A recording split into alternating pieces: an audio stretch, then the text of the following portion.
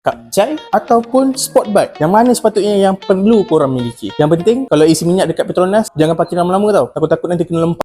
Sekarang ni Kapcai kita ada Y15 ZS wakil daripada Moped dan juga wakil untuk sport bike kita ada CBR 150 Special Edition SE. Saya nak highlight sikit lah. Kalau korang beli CBR 150 SE ni, korang akan dapat banyak free gift dia. Macam bag, macam-macam lah. Ni saya bertunjuk video ni. Inilah free gift ni yang korang akan dapat. Best kan? Tengok mana motor pun mengancam. Now, so kita start dulu dengan Kapcai. Macam yang korang tahu lah, Kapcai ni memang menjadi pilihan rakyat Malaysia. Sebab apa? Sebab yang pertama dia ringan, senang dibawa. Yang penting keselesaan bila korang bawa motor, itulah dia Moped. Plus dia jimat lah. Kalau korang nak bawa barang banyak pun ada bakul. Sesuai untuk yang baru nak belajar naik motor, beginner rider lah. Kalau untuk sport bike, motor performance dan juga fun to ride. Dan sport bike ni pula modern dengan feature-feature yang canggih untuk track dan juga safety. Macam ABS pom belakang apa semua tu lah. Dan yang paling penting, dia punya reka bentuk yang sporty. Sebenarnya the reason why diorang pilih sport bike ni sebenarnya bentuk sporty, gaya je. Budak white put. Tapi korang kena tahu function sebenar sport bike ni. Satu, bila korang high speed dekat highway, body sport bike ni lebih stabil lah bila korang berada dalam top speed, high speed atas highway. Sebab dia punya reka bentuk yang melawan hukum angin dan juga melawan hukum karma.